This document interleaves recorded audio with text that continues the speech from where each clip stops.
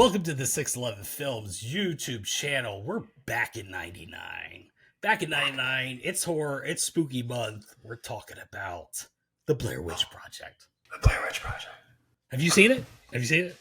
I've not heard of this movie. We're here now. Hungry and cold and hunted. And my mom. Tell me where you are, John! As a filmmaker, can you explain? Yeah. Tell me what this is about. A bunch of people walk around the woods for about 80 minutes and then it ends. That's pretty much it. Who greenlighted that movie? That sounds terrible. It would, but it actually did very well. It was the biggest indie movie of all time at that time in 1999. Wow. Yeah. So Blair Witch. All joking aside, I mean that was, and it's funny, talking about it now because people forget because it was 24 years ago how nuts that thing was when it came out. I mean, when it came out, it sounds like crazy. You can't even imagine now, but the internet was still kind of in its infancy. It only been around like 3 or 4 years, like mainstream, you didn't have like Wikipedia or Google or any of that stuff. I think Yahoo was like brand new. So you couldn't just like go online and be like, is this fake? What is this movie about? You couldn't even find out where it was playing. Like you still had to call the movie. Which is weird too, because of how its marketing was done. The idea was they put up the Burkittsville, like Blair Witch missing kids. Like the whole marketing idea was all kind of. But that's the thing. They took advantage of the fact that people were like kind of new to the internet. So when they put this website up, people are like, is this real? Like, what is it? You know what I mean? And it was just marketing. Like, it sounds silly now, but back then, nobody had seen anything like that. So it was very much like, this is crazy. Like, what? Like, and then that supposedly, website. These filmmakers had this idea for years and years and were trying to get funding. Eduardo Sanchez, Daniel Myrick, they were trying to get funding for quite a while. And then slowly but surely, they just started... but took the limitations and took all that they could to make something for, I think budget-wise was $60,000. They shot it for a week, and then they took, like a year to then edit it. Right. And I'd had like conversations with like people, I don't know, years ago, and they'd be like, oh man, those guys like made a movie for $60,000 and then they made millions. And it's like, no, man, they sold that outright to Artisan Pictures for like what? Couple $100,000, which was decent money back then. But when that movie made $350 million domestic or whatever it was, they didn't see that. They saw a couple $100,000. I think at the end of the day it was like $250. Yeah, they had to split and the actors in it certainly didn't see any of that. They got paid like a few $100 maybe. So yeah. And the therapy that needed to go with that, because I've heard a lot of issues, like Heather Donahue, who was in the movie. She was the female, obviously, and the snot nose and all that stuff. It was really like they really did this sort of idea of I don't know, what's the director I'm thinking of, like the Paul. Or like a Will Friedkin, kind of like shooting off guns on set. Exactly. Like I think they were trying to be that kind of idea to these people, putting them out the woods, give them the cameras, let them do it, but let's screw with them the entire time. To get that authentic reaction. And it did. It fooled a lot of people. You were like, oh my God, this is real.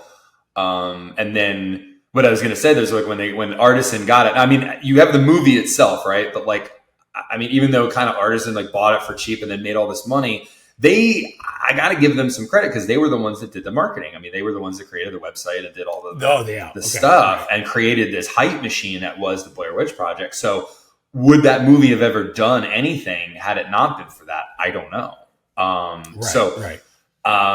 It was just interesting, but yeah, all that stuff was surfacing. I was working at a movie theater at the time, and we were getting calls left and right, like, "Are you playing this movie?" And I'm like, "No, we're not playing." I think it's playing like an indie movie theater down the street. I didn't even know because I was like, I wanted to see it, and everyone was asking. But then the whole like kind of illusion of the reality of like, oh, is this real? Is this? It kind of disappeared when it went to like with the movie theater that I worked at when it went there. because that's where, I mean, you're seeing Star Wars and these movies like that. And when Blair Witch hits, it's like, okay, this is clearly not a real, like, snuff film documentary kind of, I mean, this is like, oh yeah, dude, I remember watching it back in Virginia Beach. So again, this kind of goes like my 99 was halfway. 99 from January into the summer was still my like senior year of high school, and then it was freshman year of George Mason, that. But I still remember seeing it, I think at like a Regal or AMC. It was there at that time.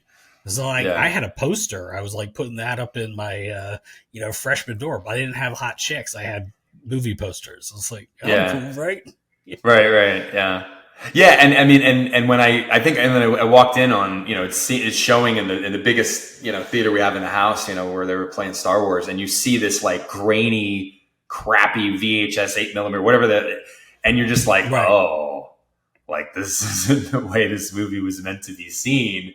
And then everyone's complaining. They're like, oh, I'm getting motion sickness from watching it. It's like, dude, what like, it's like almost like people expected to see like a Hollywood caliber movie. It's like, do you not know what you're watching here or what this thing is? Like, and then people said, like, I remember seeing, I don't even know how I would have seen it. Like, to me, I'm like, it's so long ago. I'm trying to backpedal in my head. Like, did I see a trailer online? Was it through my AOL, like, boot up system? Like, was there a teaser in another movie I would have seen for it?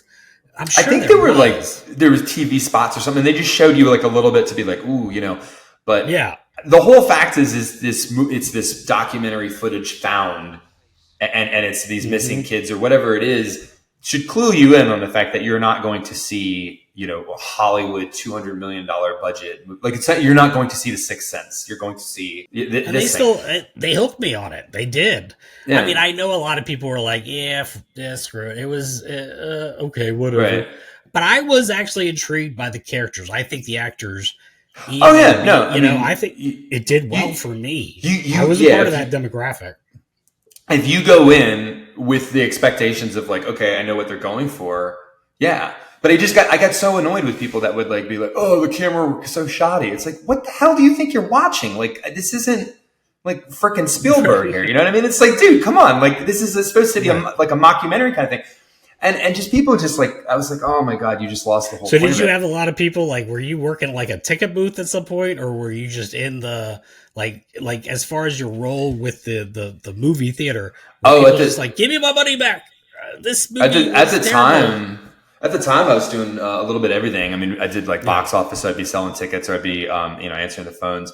I think this was like, I was mainly a projectionist. So, someone like showing, like filming the movies. But you'd always go into like the theaters and kind of say, okay, is it framed right? Is the lighting right? And you would kind of hear the commotion and see the reactions and stuff like that. And you would see the Karens and stuff come into the lobby like, I know, it's making me sick. Before they were Karens. Yeah, before they were Karen, whatever you called them back then. And it's just, I don't know. It's just, and I know we've talked about this before, but it's like, you go see this like obscene rated R cursed movie with cursing and violence, and then you complain about it. It's like, did you not know what you bought a ticket for? Like, do some research. Come on, man. Oh, it just drives me nuts. It's like, what did you think you were going to see? Like a Disney movie? Like, come on, man. Now, again, I think the motion sickness, that is definitely a thing that, nowadays too, man, it's like the blinking lights and any strobe kind of scene. People have to say there's a, for anyone that has sort of that penchant for it. Yeah. Like epilepsy or whatever. Yeah, epilepsy for that. But then the motion sickness, because it can be kind of a nutty thing. So I'll play devil's advocate a little bit with that, where they don't really tell you, like, the camera's just be shaking all over the place. Now I think kids today, everyone, if you've seen enough action movies, Marvel movies, like it's just shaky cam is a thing. It comes with the territory. Yeah, well, and I mean, that's what I mean. Like back then, though, like I think that was meant to be shown in like smaller venues. I mean, because when I was seeing it on like the same theater that like the same screen that like Star Wars was shown on, I was like, oh my God, like you're looking, and then the whole thing is just going like, and you're just like, oh, like I get it, and it's it's not meant to be seen that way. And I don't know. I mean, but going back to the actual merit of the movie, like for what it was and what they were trying to do, I thought it was really cool. I mean, this was before any like. I mean, this is arguably one of the first found footage movies. Like, I mean, I think you had like Cannibal Holocaust back in the 80s, but other than that, I mean, this was like brand new. Like, what the hell what kind of genre is this? What is this? You know? Yeah. We did a deep dive with found footage movies. That's another podcast we had done. So you can check that out on the 611 Films page. You can see we go into a little bit more depth with all the found footage stuff. And yeah, we did say it, like, this is kind of the start of it all. And it's so funny too, where it's like, this was so popular. This was so cool and innovative and it made so much money. And it's so funny to see then a year, they're like, let's go, let's do another. And then they just completely abandoned the idea of this. The directors don't have any say in anything. I think they were so hell bent on doing something that the Blair Witch 2 Book of Shadows. Yeah. I never saw it because I was like, I'm sure this is a terrible cash grab piece of crap. Yeah, exactly. And it's like, I don't need to. Yeah.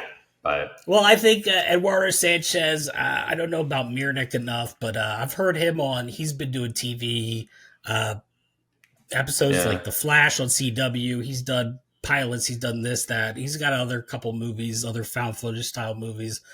But yeah, I mean, talk about that is truly like what we were talking about with Sixth Sense, like with Shyamalan. That was like lightning in a bottle for the filmmaker. Oh yeah. And oh man, did it take off? I mean, that was a phenomenon, and I'll always remember that. Like just that just how cool that was when it was like the word of mouth and the internet traffic, and it just just how they kind of took advantage of the fact that people didn't really know websites and the internet, and they're like, oh, we can use this to our advantage. Because I mean, everybody knows everything now. You can Google something and in a second you'll know everything you need to know. But I mean, back then, that was everybody like mysterious. Well, and I don't know. It could be coming back around too, dude. You don't know, with AI, with all the deep. Oh yeah, it's like what's real, what's not. I don't know. Thanks so much for watching this Back in 99 Spooky Horror Month. We're going to do another couple of these. Then we're on to other stuff. All 99. It's going to be a lot of fun. Hope you like, subscribe, take a look at the rest of these. They're going to be a lot of fun. We'll see you later. I'm gonna die out here.